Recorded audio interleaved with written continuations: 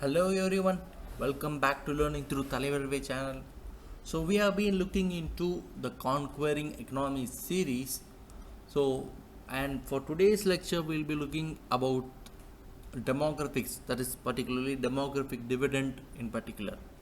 So let's get into the lecture. So what is demographic dividend? It refers to the economic growth that arises when a country has a larger proportion of its population in the working age group between 15 to 64 years than the dependent groups, which are children and elderly. India is currently in the phase of demographic dividend expected to last for the next 3 decades, with roughly 68 of its percentage of its population in the working age bracket in 2025. See, to make it in the simpler terms, working age group 15 to 64 years, whereas children are below 15 years and elderly are above 64 years. Children are below 15, elderly are above 64 years. So this population is directly dependent on the working age group for survival. So this working age group helps not only with respect to helping the children and elderly survive, but also helps rapidly in the economic growth as well. So let's look into some opportunities. Increased labor supply. A large working age population provides an abundant labor which potentially boosts the industrial and service sector productivity. Enhanced female workforce participation. Declining fertility rates along with improved education for women is always helping to create an opportunity for greater female engagement in the formal economy. The labor force participation rate FLFP has rose to 37% in 2022 and 23, though still lagging behind the global average of 50%. India will reach that part sometime very soon. Innovation and entrepreneurship. A young and dynamic workforce can be fertile ground for innovation and entrepreneurial ventures, which diversifies the economy. A lot of new opportunities can come and a lot of employment opportunities can be generated. Higher savings and investments. Fewer dependents mean it can lead to higher household savings, and which can eventually put back into as investments and boost economic growth as well. A rising middle class, which is over 500 million in 2023, and a large young population can drive significant domestic consumption, which acts as a key factor for economic growth. India, along with emerging Asia, is projected to account for nearly 30% or 30 percentage of the global consumption by 2050. Next one is, what are the challenges which we might be looking at due to the demographic dividend? Job creation. The most significant challenge in generating enough quality jobs to absorb the approximately 12 million young population or young people entering into workforce annually. The formal sector job creation has been insufficient. In 2022 alone, 83% of unemployed people were from young age. This is a staggering, alarming rate in India in particular. Skill gap. A major mismatch exists between the skills possessed by the workforce and the demands of the modern industries.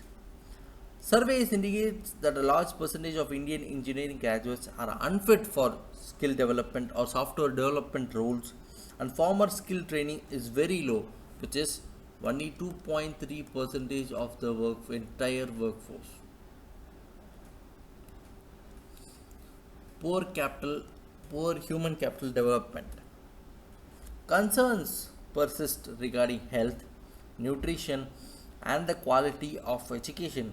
India's per capita GDP in nominal ranks is 136 out of 188 countries, which around 2878 US dollars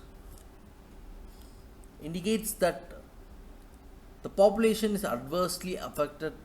Our population adversely affects the per capita indicators like doctors, teachers, and police per thousand. Inadequate social infrastructure, insufficient investment in education and healthcare limits the workforce productivity. India spends just 1.3% of its GDP on healthcare, which is significantly lower than China's 7% in 2022. Future aging population. As fertility rates continue to decline and life expectancy increases, India will transition to an aging population by 2050, which necessitates a robust social security and healthcare systems, a challenge given the current lack of comprehensive social security net.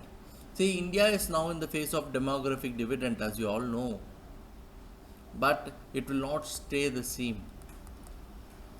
It will start changing, and eventually this youth population will become aging population around 2050, which means a proper policy must be there, otherwise it will be affected very much.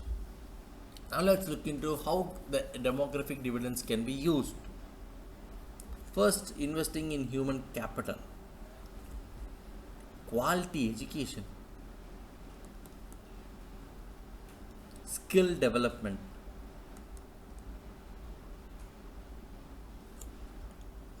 and investing in health and nutrition. See, when we invest in all these, eventually the human capital gets developed, improved, sustaining to the needs of the society. Next one is generating productive employment. Job creation comes first.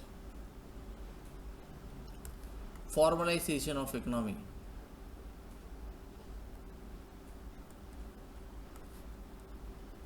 The economy must be formalized. Like India is producing work only in the informal sector at large.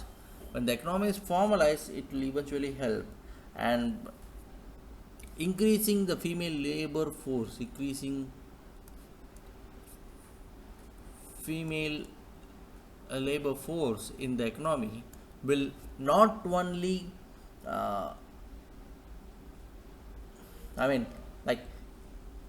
it creates more opportunity for the participation in workforce is critical for maximizing the dividend. Like also addressing the gender disparities in education employment, providing flexible work policies and safe working environment is very much necessary for the same.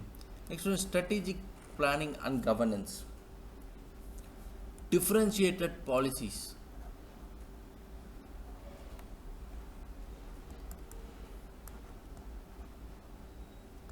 See, India's demographic transition varies from state to state across states. A one size fits policy will not at all work.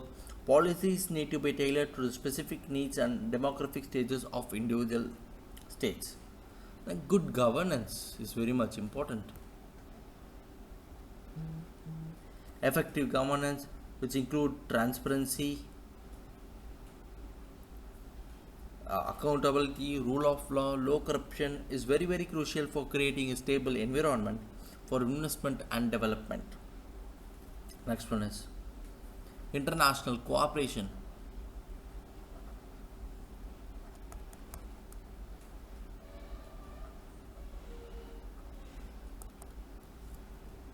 India can very well leverage its demographic advantage by engaging in labor exchange agreements with countries facing labor shortages due to the aging population. A good example of aging population is Japan, because their fertility rates are below the